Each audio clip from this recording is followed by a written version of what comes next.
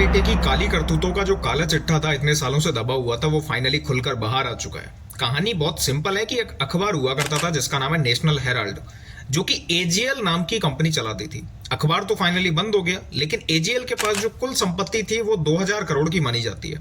अब खेल कुछ ऐसे शुरू होता है कि कांग्रेस बोली एजीएल का हम 90 करोड़ का जो कर्ज है वो हम चुकाते हैं। लेकिन फिर माँ बेटे ने मिलकर एक यंग इंडिया नाम की कंपनी खोल दी और जिसमें 76% जो शेयर थे उनके पास थे। फिर कांग्रेस ने एजीएल से जो कर्ज वसूलने का हक था यंग इंडिया को सिर्फ अपने 50 लाख में बेच दिया था।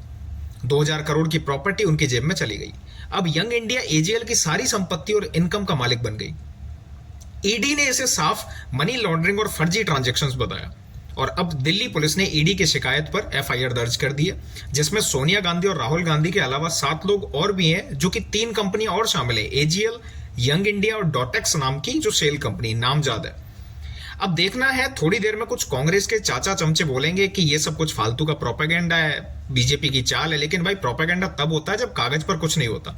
यहाँ तो एफआईआर है, ईडी है, सब कुछ डॉक्यूमेंट में दर्ज है। साफ बात है कि 2000 करोड़ की प्रॉपर्टी 50 लाख में चली गई, तो ये गरीबी हटाओ नहीं, कंपनी दबाओ और संपत्ति हड़पाओ वाला खेल है एक तरीके का।